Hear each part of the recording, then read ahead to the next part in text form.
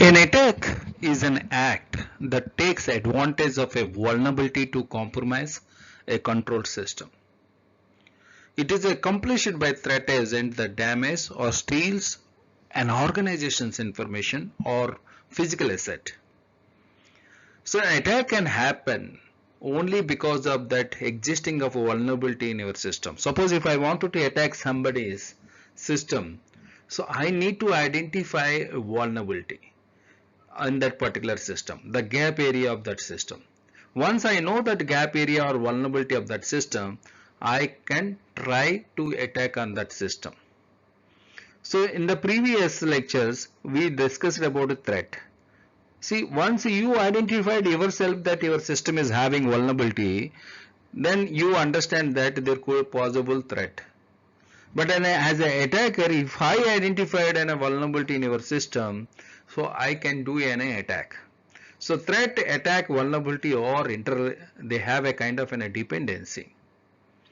So this, for a control system, if you understand a gap area within a vulnerability, so it can do an attack, which is an act that takes advantages of that vulnerability.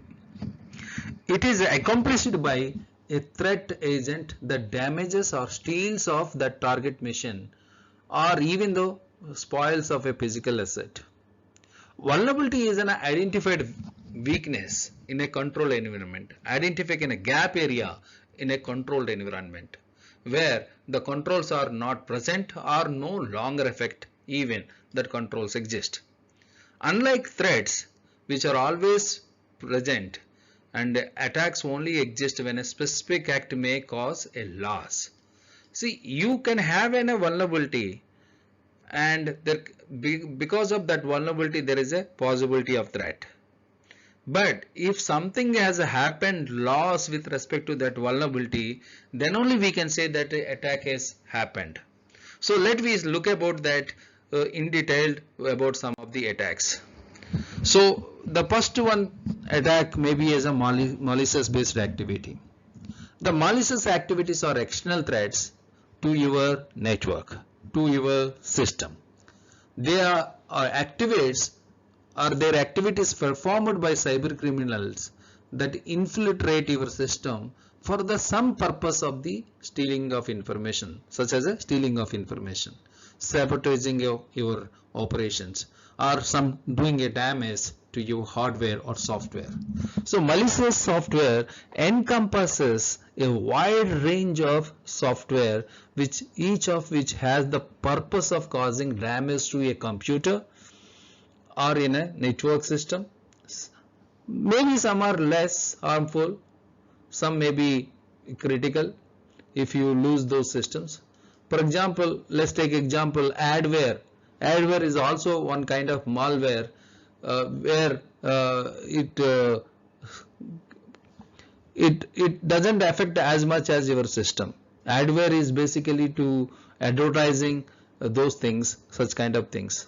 But some viruses, some like a ransomware, which may corrupt all files into encrypted form, and they may demand a huge amount of the data. So we'll see that some of the examples of the various types of malware. The spyware. Spyware is one of the malware is gathers information on the user that has infected, secretly sending it away to the third party sources.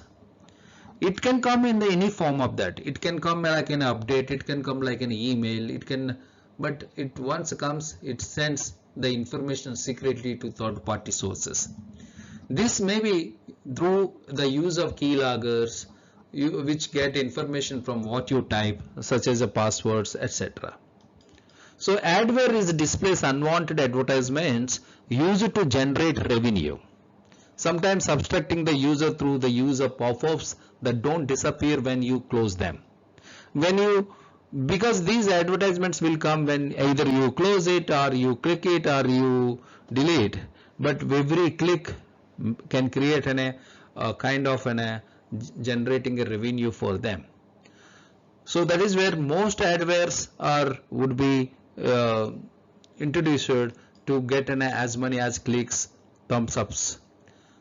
Now coming to the ransomware, it prevents you from accessing your own files in your computer system because they encrypts the entire device. So when you are trying to open a file, you can't open it, and for opening they may demand a sum of money to be paid in order to gain access back.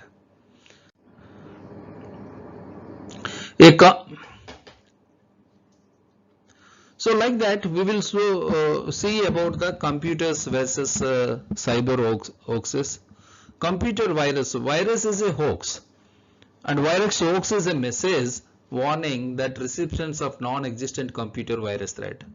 Suppose if you are accessing a website, then one of the website may say you that your computer is infected, and you can clean it by downloading their software. So when it is showing that your computer is infected, you may be worried, but actually it can become as a virus hoax. This message is usually a chain of email that tells that recipient to forward to everyone they know. So that is where, so updating Microsoft software is benefiting of the thing, and also it is reducing the hardware cost, so that every forward, every chain email, you will get a $10, $15, 500 rupees, etc. So that as many as people forward those things. So, but when you are forwarding those emails, that email may have some kind of a virus which can download when you click or when others clicks that malware. So most hoaxes are quite sensationalist, aiming to shock the recipient, and often easily spotted by the fact that they often make impossible claims about the effects of the virus, such as causing fires or making computers explode, or other serious consequences such as deleting everything the user has on the computer. They sometimes include fake warnings from IT companies or fake news stories supposedly published by genuine news organization. These aim to give credibility to the hoax. So as with scareware is a kind of software. Warnings tend to use almost alarmist language, emphasizing that urgent nature of the threat and calling on users to inform others as soon as possible. So because that they propagating that kind of viruses through by scaring you. So until we know that legitimate of that particular message, we should not trust, we should not react on that. So hoaxes are usually inoffensive in themselves, and the damage caused is the time wasted by those who don't realize that it is a hoax and forward the message to contacts. The cyber hoax scams are attacks that exploit unsuspecting users to provide valuable information such as the login credentials or money. Attackers who orchestrate those hoaxes or hoax scams are generally financially motivated and will use various attack methods, including phishing, pop-ups, phone calls, and social media. These methods generally have a message of urgency. Until you do this, your account would be closed. Such kind of messages you might have seen. But however, in this also, until you clean with this software, your computer may go, your hard disk may umbered. Such kind of an urgent message will come, and in the hurry you may buy this hoaxes, and rather than losing the money, you may get a malware also further. So the having a sense of urgency which rushes the user into making a quick uneducated click or decision, and so that's what there are other scams are also in the hoaxes. Romance scam. Attackers gain a user's trust and request personal information or money that may lead to a blackmail or monetary loss. And this is what we call 419 Nigerian prince. So because that 419 section of Nigerian tells about this activity. See, 419 or Nigerian prince users will receive an emotional message from someone claiming to be a government official, or claiming to be a businessman, or claiming to be in a bank, or claiming to be a member of a foreign wealthy family asking for help to avoid their taxes. So extortion or threat, as we discussed it previously, but however, a malicious actor may threaten to embarrass or physically harm a user or the family unless a ransom is paid. So fraudulent actors use various methods to promote contacting a fake tech support line to remove malicious software from a system. Once a user contacts the fake support team, they will attempt to exploit the user, and this is what happening during the last pandemic. So the members act as like support engineers and ask them to install remote applications where remotely control that system, understand that OTP, passwords, and they were done fraud for financial gain. Similarly, a tax fraud is a malicious actor will contact a user posing as an IRS agent or like insurance agent or IT agent requesting personal and financial information. So the major events like natural disasters, disease outbreaks, major sporting events and elections, all these items have been used to exploit the people affected by those events or to gather money under the pretense of charity or political support. So in this way the hoaxes would be created.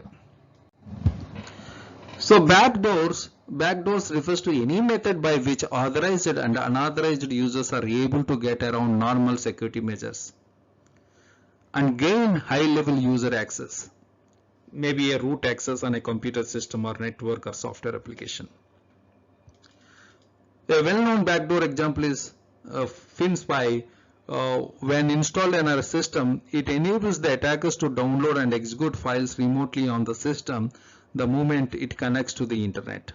Irrespective of the system's physical location, the malicious code runs on the system and startup routine. So backdoors can look like in a normal PHP code or obfuscated, and that means intentionally obscured to make code ambiguous and hidden. Backdoor access allows an attackers to place any malicious code on the site. So backdoors are often found in conjunction with the other malicious software. That password crackers, a well-designed password-based authentication system doesn't store a user's actual password. This would make it far too easy for the hacker or malicious insider to gain access to all the user access on the system. Instead, authentication systems store a password hash, which is the result of sending the password, and a random value called a salt. So though an hash function, so because hash functions are designed to be a one way, meaning that it is very difficult to determine the input that produces a given output, since hash functions are also deterministic.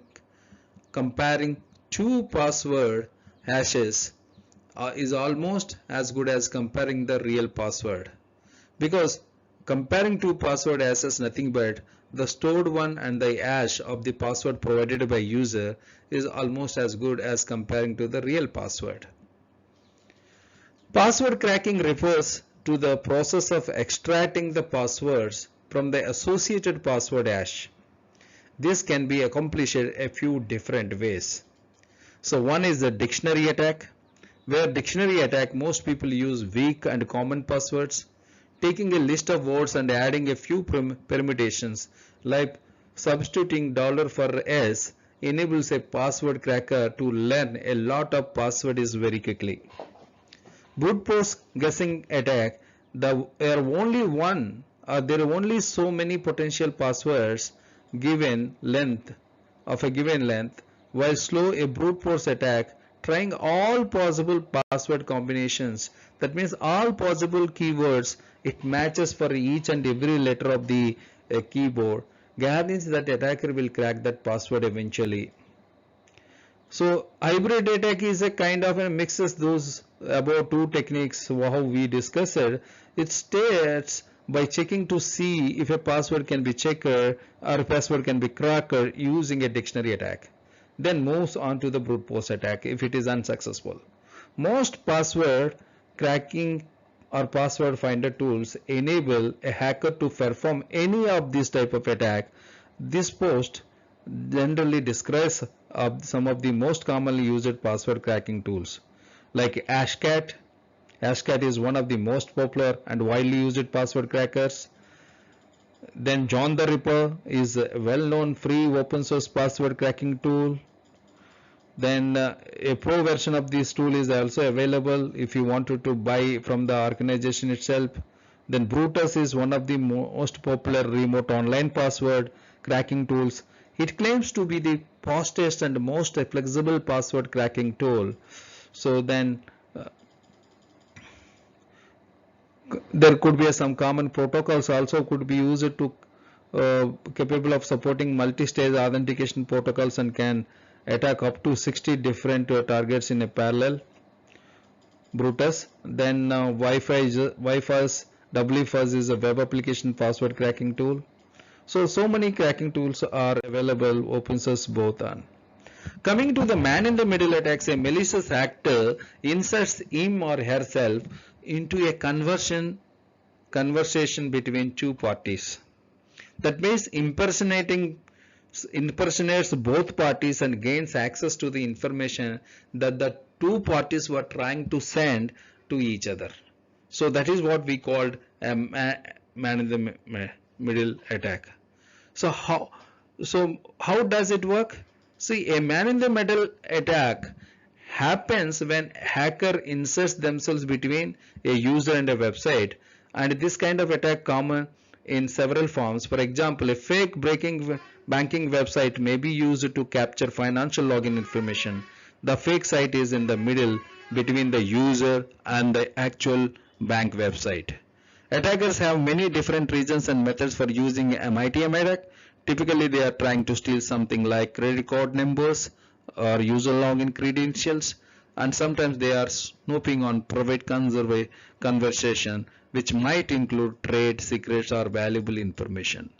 But one thing that almost all attacks have in common is the bad guy. Bad guy is pretending to be someone you trust. So what kind of the dangers are there in the man in the middle attack?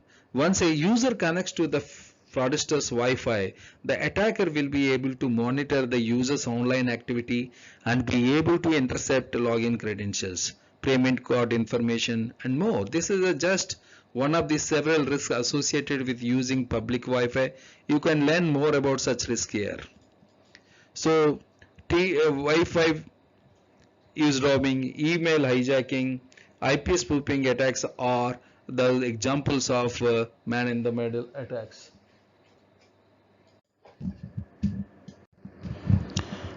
Coming to the spam attacks are defined as an organized and unauthorized use of an app to send thousands of messages to the respective users.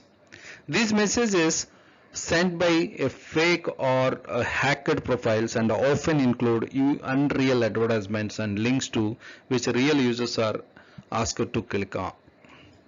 So most spam is irritating and time consuming, but some spam is positively dangerous to handle.